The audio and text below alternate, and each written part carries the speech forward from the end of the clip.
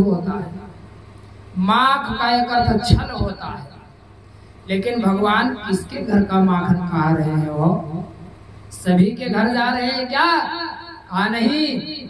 जिस गोप गोपियों के हृदय में कपट नहीं है, माख नहीं है, क्रोध नहीं है, विकार नहीं है, उन्हीं गोप गोपियों के घर का माखन भगवान खाते हैं। माखन कैसे बनता है, इस विषय में आप लोग हमसे ज्यादा जानकार होंगे, और यहाँ तो हम यादव जी के घर पर ही बैठे हैं। माखन कैसे बनता है? दूध से बनता है। अच्छा, दूध बड़ा चंचल होता है। दूध को किसी पात्र में लेकर के चलिए तो हिलता रहता है, छलकता रहता है। क्यों बाबू? दूध छलकता रहता है।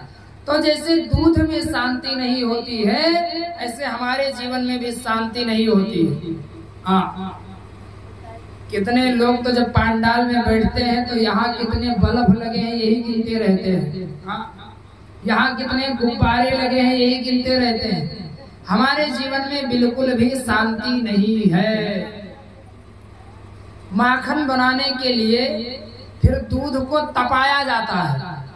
दूध को तपाया जाता है, और जब दूध में खूब लालिमा आ जाए, खूब गर्म हो जाए, गर्माहट आ जाए, इसके बाद चूल्हे से उतार करके नीचे रखा जाता है, और नीचे रखने के बाद उसमें कुछ हवा की जाती है, शीतल बयार, ठंडा किया जाता है उसको ना।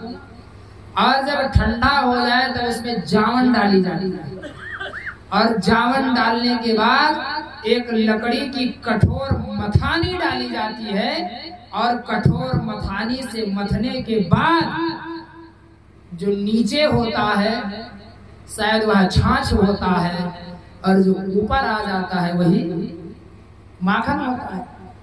माखन बनाने की यही प्रक्रिया है ना।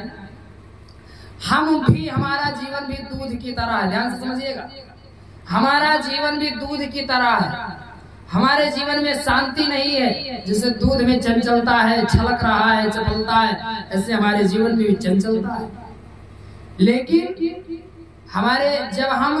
जब हमारे जीवन में दूध जैसी चंचलता होती है, और जब संसार में खूब कहीं तपाए जाते हैं, किसी गुरु का शरण मिल जाता है, और जब आग रूपी थप्पड़ लगता है, तब हम जब खूब तप रहे होते हैं, और गुरु का थप्पड़ खाने के बाद जब हम इस सत्संग रूपी बयार को पाते हैं, यही शीतलता है सत्संग। जब हमारे जीवन में सत्संग रूपी शीतलता आती है, हम कुछ शीतल हुए थे, सत्संग की कुछ बयार बही थी हमारे जीवन में, थोड़ा शीतलता आई थी, उसी समय एक जावन डाला जाता है, और जावन डालने के बाद जैसे दूध में कठोर कठोर मथानी डाली जाती है, ऐसे हमारे जीवन में भी सत्संग की शीतल बयार पाने के बाद अभी अभी थोड़ी शांति आई थी, थोड़ी सरलता आई थी। हम बैठे थे अभी एकांत में कि उसी समय हमारे पूर्व जन्मों की एक कठोर मथानी आती है, और हमारे पूरे जीवन को उथल पथल करके रख देती है। जब पूर्व जन्मों की मथानी आती है महाराज, पूरा जीवन उथल पथल मच जाता है, और पूर्व जन्मों से जो बच करके अपने जीवन को संभाल करके जो कन्हैया के चरणों में चला गया, ऊपर की ओर आ गया, वही मीठा मक्खन हो गया। जो नीचे चला गया, पतन की ओर चला गया, वही खंडा छाछ हो गया। फिर कन्हैया उस छाछ का भोग लगाने वाले नहीं है, कन्हैया तो जो ऊपर आ गया उस मीठा माखन का भोग लगाने। बात समझ रहे? कन्हैया उसी गोप गोपियों के यहाँ माखन का भोग लगाए हैं, जो पूर्व जन्मों की मथानी से भी अपने जीवन को संभाल करके रखे हैं, और अपने जीवन का पतन ना करके श्याम सुंदर के चरणों तक पहुंच गए। भगवान कैसे माखन चोरी की लीला करते